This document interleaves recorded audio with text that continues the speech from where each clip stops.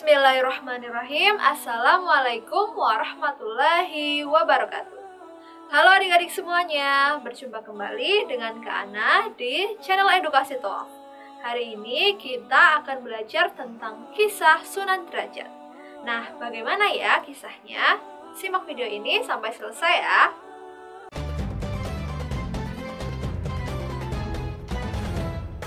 Sunan Derajat memiliki nama kecil Raden Qasim dengan gelar Syarifuddin Hasim.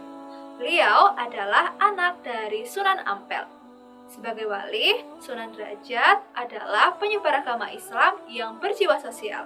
Ia sangat memperhatikan nasib kaum fakir dan miskin. Beliau mengusahakan kesejahteraan sosial, kemudian baru memberikan pemahaman tentang ajaran Islam. Usahanya lebih ditekankan pada semangat kerja keras, kedermawanan untuk mengurangi kemiskinan, dan menciptakan kemakmuran.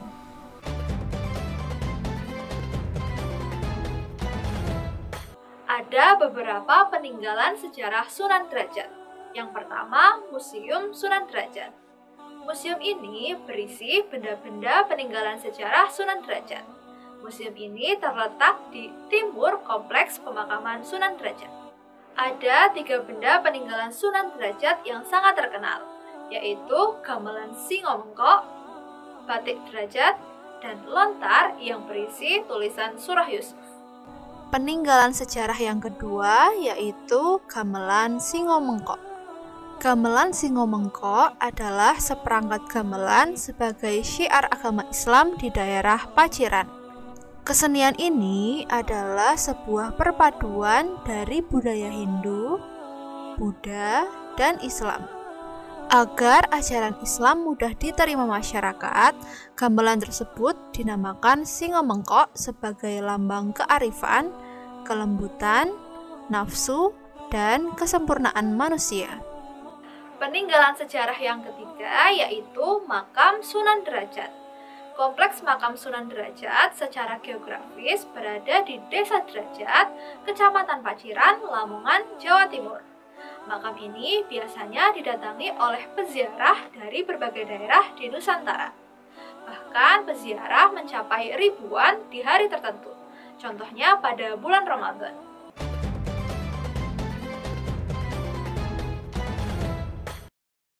Adik-adik, dengarkan baik-baik kisah Sunan Derajat berikut ini ya.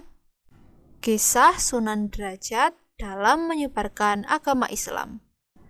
Sunan Derajat diperintahkan untuk menyebarkan agama Islam di wilayah barat Surabaya, terutama di wilayah pesisir Gresik. Namun, dalam perjalanan menyeberangi lautan, Sunan Derajat mengalami musibah. Perahu yang ditumpanginya terhantam badai dan ombak besar yang menyebabkannya tenggelam. Pada akhirnya, beliau terdampar di desa yang berada di pesisir Lamongan. Saat berada di desa tersebut, Sunan Derajat mendapatkan sambutan hangat dari tokoh tetua kampung yang bernama Mbah Mayang Madu dan Mbah Banjar.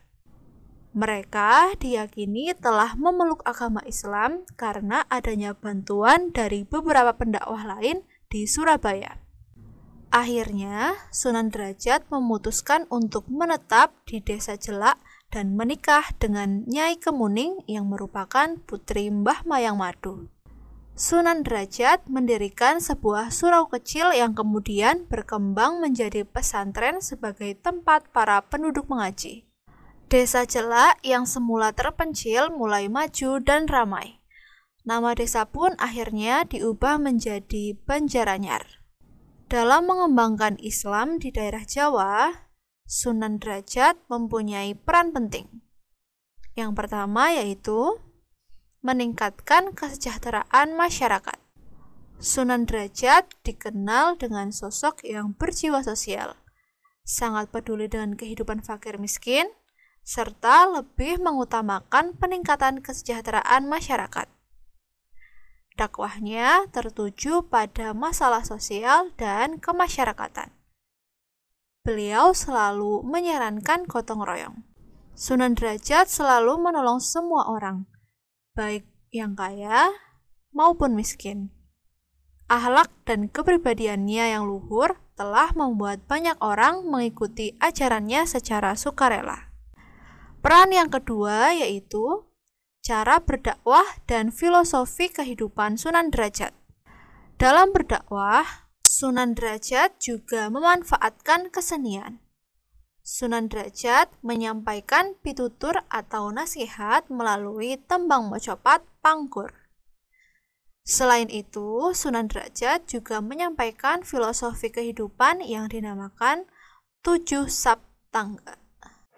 Nah, itu dia ya adik-adik kisah tentang Sunan Derajat. Jangan lupa share video ini ke teman-teman kalian ya. Dan jangan lupa juga untuk like, komen, dan subscribe channel Edukasi Toaf. Terima kasih. Wassalamualaikum warahmatullahi wabarakatuh.